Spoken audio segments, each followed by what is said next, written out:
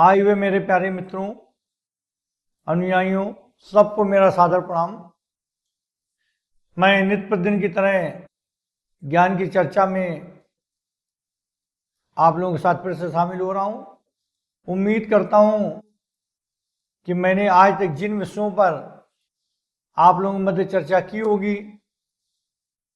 जिन विषयों पर बात हुई होगी, जिन विषयों पर हमने कुछ समझाने का प्रयास किया होगा, वो विषय आप लोगों को जरूर समझ में आए होंगे। और हमारी इन बातों से जो भी हम आप लोगों को बताने का प्रयास करते हैं, हम समझाने में सफल रहे होंगे। और आशा करते हैं कि आगे भी आप लोग हमारे इन वीडियो को और इन बातों को ध्यान से सुनेंगे, मनन करेंगे, अपने जीवन में उतारेंगे और इससे लाभान्वित होंगे। तभी जो हमारा मूल उद्देश्य है कि ईश्वर द्वारा दिए गए ज्ञान को आप लोगों तक पहुंचाने का जो हमारा प्रयास है, तभी पूर्ण होगा। निष्काम कर्म की भावना से जो हम प्रयास लगातार करते हैं, उम्मीद करते हैं कि वो हमारा प्रयास सफल रहे और आप हमारी इन बातों से अपने जीवन को बदल सकें। सोच बदलना हो या नजरिया बदलना हो, ये सब बदल सकते हैं विचारों को बदलकर। और विचार तभी बदलेंगे जब आप ये समझ सकेंगे कि सही क्या है, रूढ़वादी परंपराएं, प्रथाएं, या वो सत्य जो हम आप लोगों के मध्य आकर विचार विमर्श करते हैं। हमारा प्रयास रहता है कि हम वो चीज बताएं, वो चीज समझाएं जिसको आप अपने जीवन में लाएं, अमल करें और अपने जीवन को बदल सकें। और ऐसा करने से न हमारा कोई लाभ, न हमारा कोई हानि। इसीलिए इस चीज को हम निष्काम कर्म की भावना कहते हैं। इस ज्ञान की चर्चा को हम इसीलिए निष्काम कर्म की भावना से किया गया कार्य कहते हैं, क्योंकि ईश्वर का ज्ञान है, हम आप लोगों तक पहुंचाने का प्रयास करते हैं। जो ईश्वर ने मुझे खुद दिया है, वो आप लोगों तक पहुंचाने का प्रयास करते हैं। तो आज इसी क्रम में नए विषय पर बात करते हैं। अपने अंदर की शक्ति को पहचाने। सब लोगों को चाहिए कि अपने अंदर की शक्ति को पहचाने। ये पहचानना बहुत जरूरी है। इसमें आज हम बात करेंगे कि अंदर शक्ति को कैसे पहचाने, क्यों नहीं पहचान पाते हो, कहाँ व्यक्ति से गलती हो जाती है कि वो अपने को इतना निर्बल, इतना कमजोर, इतना असहाय समझ लेता है। जब इस संसार में जितने भी प्राणी हैं, सबके अंदर एक परमात्मा का अंश यानी आत्मा है। और जब परमात्मा हमारे परम पिता परमेश्वर हैं और असीमित क्षमता, असीमित एनर्जी, आदि और अनंत, जिनका न कहीं शुरुआत है न कहीं अंत है, जब इतने शक्तिशाली, इतने ज्ञानवान, इतने क्षमता वाले हैं, तो उनका एक अंश जो आत्मा हमारे शरीर में है, तो हम इतने कमजोर कैसे हो जाते हैं? निश्चित रूप से कहीं ना कहीं कोई ऐसी समस्या, कोई ऐसा अवगुण जो हमको घेर लेता है और जिसको हम लोग समय रहते समझ नहीं पाते और अपने को टूटा हुआ, अपने को कमजोर, और कुछ लोग तो यहां तक कमजोर हो जाते हैं कि आत्महत्या तक कर लेते हैं। कुछ लोग मानसिक बीमारियों से ग्रसित हो जाते हैं, कुछ मनोरोग के शिकार हो जाते हैं और कुछ को अपना जीवन बेकार लगने लगता है। तो आखिर ऐसा क्यों? कि उस परमात्मा, उस सर्वशक्तिशाली, उस सर्वज्ञानी का एक अंश जो हमारे शरीर में है, जिसका नाम है आत्मा, जिसके आने से हमारा शरीर चैतन्य होता है, हमारी इंद्रियां काम करती हैं, हमारे अंदर चुस्ती फुर्ती आती है, सोचने विचारने की क्षमता आती है। जब उसी परमात्मा का जो सब कुछ करता है, तो वो अंश इतना कमजोर कैसे हो जाता है? यानी आत्मा हमारे शरीर में आने के बाद भी हमारा शरीर इतना कमजोर कैसे हो जाता है कि आत्महत्या तक सोचने को विवश हो जाते हैं। कुछ लोग आत्महत्या तक सोचने को विवश हो जाते हैं, कुछ को जीवन बेकार लगता है, कुछ मनोरोग के शिकार हो जाते हैं। तो आज हम उसी तथ्य को, उसी समस्या पर बात करने जा रहे हैं। इसीलिए हमने आज का विषय का नाम रखा है अपने अंदर की शक्ति को पहचानो। हमारे अंदर सबसे बड़ी कमी क्या है कि हम लोग इस संसार में समस्त लोग मोह में फंस जाते हैं। मोह के चक्कर में ही फंसकर धृतराष्ट्र का जीवन बर्बाद हुआ। वो पुत्र मोह में फंसे, पिता थे, पुत्र मोह में फंस गए।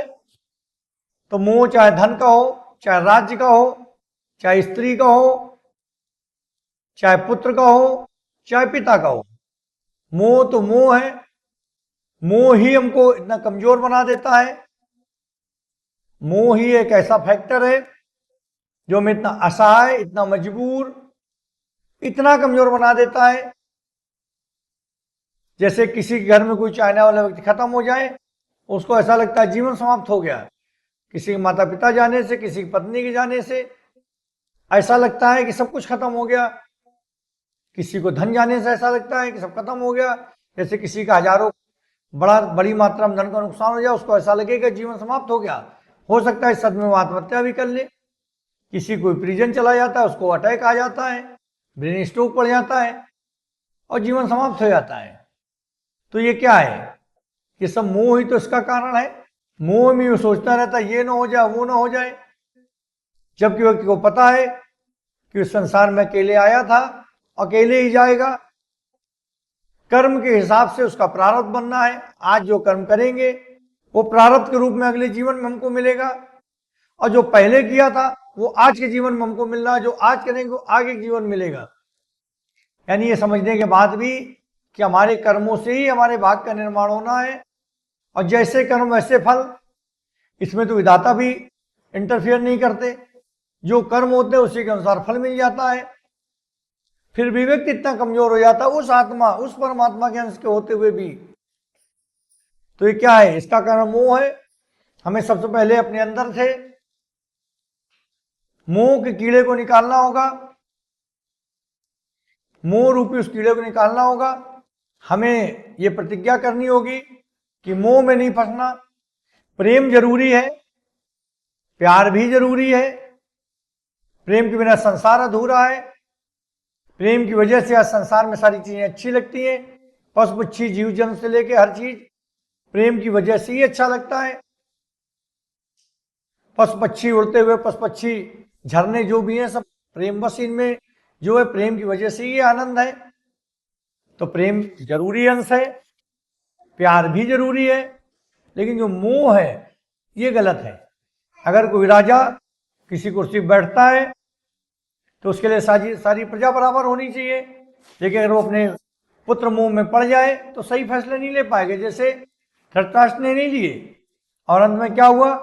राज्य का सर्वनाश। तो हमें जो है तो इस प्रेम से बचना होगा। अगर प्रेम से बच जाएंगे तो अपने अंदर की शक्ति को पहचान पाएंगे। जो प्रेम इतना कमजोर बना देता है कि अंदर की शक्ति को एहसास ही नहीं होने देता। मोह में फंसने का मतलब होता है कि हम अपने जीवन के असली लक्ष्य को भूल जाएं। मोह में फंसने का मतलब है अपने जीवन के असली लक्ष्य को भूल जाएं। और इस जीवन का यही मूल उद्देश्य है कि अपने अंदर छिपी हुई ईश्वरीय शक्ति को बाहर निकालना। अपने अंदर छिपी हुई ईश्वरीय शक्ति को ढूंढकर बाहर निकालना। जिस तरह से मरुस्थल में जो रेत होती है वो दूर से क्या लगती है? जल की तरह चमकती है और लगता है कि जल होगा, लेकिन जब पास में पहुंचो तो क्या होता है? वो रेत निकल जाती है कि ये सूखी रेत है। उसी प्रकार मोह क्या है? दूर से भ्रम पैदा करता है। जिस प्रकार दूर से मरुस्थल की जो रेत है वो जल की तरह चमकती है, भ्रम होता है कि जल है। उसी प्रकार का मोह जब पास में जाओ तो भ्रम के समान प्रतीत होता है। जैसे तुम धन का मोह करो तो क्या है? ये क्या है? भ्रम ही तो है। मोह के चक्कर, धन के मोह में व्यक्ति अपना जीवन बर्बाद कर देता है।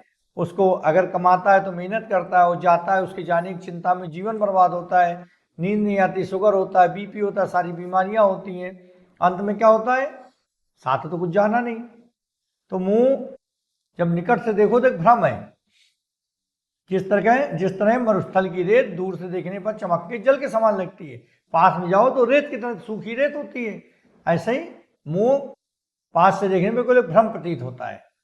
तो हम लोगों को मोह से निकलना चाहिए। ईश्वर से प्रेम ही जीवन के उद्धार का कारण होता है।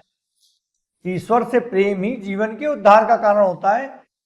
जैसे हमने पहले ही बताया था कि जीवन का मूल उद्देश्य, व्यक्ति के जीवन का मूल उद्देश्य क्या होना चाहिए? मोक्ष की प्राप्ति। और मोक्ष की प्राप्ति कैसे संभव है?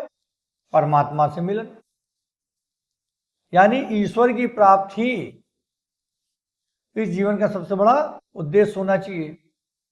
और हम लोग वही भूल जाते हैं, मोह में फंस जाते हैं, कभी पुत्र मोह, कभी पिता मोह, कभी धन का मोह, कभी राज्य का मोह, और अपने मूल उद्देश्य को भूल जाते हैं। जिसके मन में खोट नहीं होता उसको सब लोग कैसे दिखते हैं? अच्छे। स्वयं भी अच्छा दिखता है। जो एक स्वयं अच्छा होता है उसको और लोग भी अच्छे लगते हैं, और लोगों में भी अच्छाई दिखती है। और जो स्वयं में खराब होता है उसको दूसरे लोग भी वैसे खराब दिखते हैं। तो जो जैसा होता है उसको वैसा दिखता है।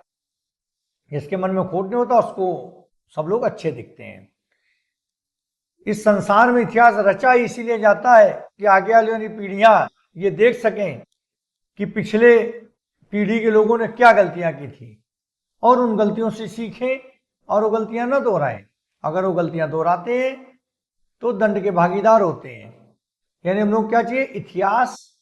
इसीलिए कि इतिहास विषय जो पढ़ाया जाता है कि हिटलर ने गलती करी थी, विश्व में साम्राज्य बनने की कोशिश करी थी, तो क्या हुआ? आत्महत्या करी।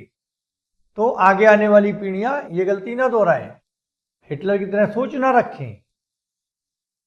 तो जैसे रावण के मन में विचार आया था कि हम सर्वशक्तिशाली हैं, सीता माता का हरण कर लाया था, अंत में क्या हुआ? उसका वध हुआ। तो इतिहास इसीलिए पढ़ाया जाता है, एक इतिहास जो विषय इसीलिए रखा गया है कि हम लोग को बताया जाता है फला राजा ने गलती करी, फला व्यक्ति ने ये गलती करी, और इसलिए उसके साथ ऐसा हुआ। यानी हम उस गलतियों से सीखें, आगे आने वाली पीढ़ियां उन गलतियों से सीखें और वो गलतियां न दोहराएं। अगर गलतियां दोहराती हैं तो उसके लिए सजा पाती हैं। इसी तरह जो होली का त्यौहार है, क्या? पाप को जलाने का प्रतीक है। होलिका दहन क्या है? पाप को जलाने का प्रतीक माना जाता है, और ये शुरुआत से होता है और ये त्यौहार मनाया जाता रहेगा, पाप को जलाने का प्रतीक। तो हम लोगों को इतिहास से सीखना चाहिए और जो गलतियां हुई वो गलतियां आगे नहीं करना चाहिए। अगर आपको कोई चोट पहुंचा रहा है तो उसको सजा देना तो सरल है, लेकिन उस व्यक्ति को माफ कर देना जिसने तुमको क्षति पहुंचाई है, ये बहुत कठिन कार्य है। और जो लोग ये कर लेते हैं वो पूजनीय होते हैं। भाई किसी ने तुमको मारा, तुमने उसको बदले में मारा, ये तो सरल काम है, सभी लोग कर लेते हैं। लेकिन कोई तुम्हें क्षति पहुंचाए उसको भी माफ कर दो, ये बड़ा ही कठिन कार्य है। ये ऐसे लोग पूजनीय होते हैं। अगर किसी को लगता है कि अंधकार की शक्तियां सिर्फ दूसरे को नुकसान पहुंचा सकती हैं, गलत है। जो अंधकार शक्तियां दूसरे को नुकसान पहुंचाती हैं वो उस व्यक्ति को स्वयं भी नुकसान पहुंचाती हैं। और सबसे बड़ी बात, जो लोग ईश्वर के भक्त होते हैं उनको अंधकार शक्तियां छू भी नहीं सकती। जो ईश्वर में पूर्ण विश्वास रखते हैं, ईश्वर भक्त होते हैं, कोई अंधकार शक्तियां बिल्कुल नुकसान नहीं पहुंचा सकती हैं। इसलिए अंधकार शक्तियों से ईश्वर भक्त लोगों को परेशान होने की बिल्कुल जरूरत नहीं होती है। जिस प्रकार द्वेष और घृणा का मारा व्यक्ति अपने पड़ोसी के जलते घर को देखकर खुश होता है, वो ये भूल जाता है कि अग्नि की लपटें उसके स्वयं को, घर को भी जला सकती हैं। द्वेष और घृणा का मारा व्यक्ति जब ये देखता है पड़ोसी घर में आग लगी, बड़ा खुश होता है। उस समय भूल जाता है कि जो ये अग्नि की लपटें, इसमें उसका घर भी जल सकता है। उसी प्रकार जो लोग तंत्र मंत्र में विश्वास करते हैं, उनको लगता है तंत्र मंत्र ये शक्तियां, तंत्र मंत्र शक्तियां हैं जो दूसरे को नुकसान पहुंचाती है, वो भूल जाते हैं ये शक्तियां उनको स्वयं को भी नुकसान पहुंचाती हैं। इसलिए ऐसी शक्तियों से, ऐसी ईर्ष्या से, ऐसे द्वेष से दूर रहना चाहिए। व्यक्ति को किसी से ईर्ष्या द्वेष नहीं रखना चाहिए, किसी पर तंत्र मंत्र का उपयोग नहीं करना चाहिए। सत्य तो ये है कि ईश्वर भी अपने भक्तों के वश में होते हैं, कभी प्रेम से, कभी भक्ति से। भक्तों के खुद वश में होते हैं, और भक्त चाहे जब अपने भगवान को बुला लेते हैं। क्या है? भगवान तो खुद भक्तों के वश में है, कभी प्रेम से, कभी श्रद्धा से, कभी भक्ति से। और भगवान को भी ऐसा करने में बड़ा आनंद आता है। भगवान को भी अपने भक्त की पुकार पर जाकर मदद करने में बड़ा आनंद आता है। और भक्त जो भगवान है खुद भक्त के वश में है। बस भक्त के अंदर भक्ति की भावना होनी चाहिए जिससे वो भगवान को वश में कर सके। बाकी भगवान तो खुद भक्त के वश में है, जब चाहे तब बुला ले। जब एक पुरुष भटकता है तो एक व्यक्ति भटकता है। जब समाज में एक पुरुष गड़बड़ हो जाता है, पुरुष गलत दिशा पकड़ लेता है, पुरुष में गलत आदतें आ जाती हैं, तो एक व्यक्ति भटकता है। और वहीं पर जब एक नारी भटकती है, नारी में अवगुण आता है, तो एक पूरा परिवार भटक जाता है। इसलिए पुरुष का भटकना कम खतरनाक है बजाय नारी के भटकने से। पुरुष भटकेगा तो एक व्यक्ति भटकेगा और नारी भटकेगी तो पूरा एक परिवार डगमगाने लगता है। जैसे जब एक छात्र भटकता है तो केवल एक ही छात्र भटकता है, लेकिन अगर एक शिक्षक भटक जाए, गुरु भटक जाए तो क्या होगा, पूरा छात्र समाज भटक जाता है। इसलिए समाज में एक छात्र भटकने से नुकसान है, लेकिन गुरु भटक गया तो बहुत बड़ा नुकसान है। इस प्रकार एक पुरुष भटकने से कम नुकसान है, लेकिन नारी भटक जाए तो ज्यादा बड़ा नुकसान है। जो लोग मृत्यु से डरते हैं वो सिद्धांतहीन जीवन जीते हैं, और सिद्धांतहीन जीवन जीने वाले तो कायर होते हैं। जो मृत्यु पे विजय पा लेते हैं वही असली हिम्मती लोग होते हैं, वही इतिहास रचते हैं। जो लोग मृत्यु के भय पर विजय पा लेते हैं वही असली हिम्मती लोग होते हैं और वही इतिहास रचते हैं। और जो मृत्यु के डर से सिद्धांतहीन समझौता कर लेते हैं वो कायर होते, इतिहास नहीं रचते, उनका कोई मतलब नहीं है। मृत्यु तो एक दिन सबको आनी है, मृत्यु से क्या भयभीत होना। इसलिए हम लोगों को चाहिए कि मृत्यु के भय पर विजय पाएं, और जब मृत्यु के भय पर विजय पा लेंगे तभी हम कोई इतिहास रचेंगे, एक बड़ा कार्य कर पाएंगे, अच्छा कार्य कर पाएंगे। क्योंकि जब जिसके मन मृत्यु का ही भय रहता है वो सदैव डरता है, वो डरपोक होता है, वो कभी कोई सही डिसीजन नहीं ले पाता और कोई इतिहास नहीं रच सकता। तो मित्रों, आज जो हमारा समझाने का मूल उद्देश्य था कि अपने अंदर की शक्ति को पहचानो, सबसे बड़ा उद्देश्य उसका यही था कि सब लोग मोह से बचने का प्रयास करें, अपने अंदर ईश्वर को ढूंढें। जो मूल उद्देश्य होना चाहिए मोक्ष के प्राप्त, परमात्मा से मिलन, तो अपने अंदर के ईश्वर को ढूंढें और ना कि मोह में फंसे रहें। तो मित्रों, जो लोगों ने हमारी बात सुनी उनको आज समझ में आया होगा मोह सबसे खतरनाक चीज है। चाहे पुत्र का मोह, चाहे पिता का हो, चाहे धन का हो, चाहे राज, किसी चीज का मोह। तो मोह से सबको बच के रहना चाहिए, परमात्मा को याद करना चाहिए और परमात्मा से मिलने का प्रयास करना चाहिए, मोक्ष की प्राप्त करने का प्रयास करना चाहिए, जो जीवन का मूल उद्देश्य है। तो मित्रों, आज ज्ञान की पाठशाला हम यहीं समाप्त करते हैं। अगले दिन आप लोगों से फिर मुलाकात होगी। तब तक के लिए नमस्कार। ओम नमः शिवाय। जय गुरु।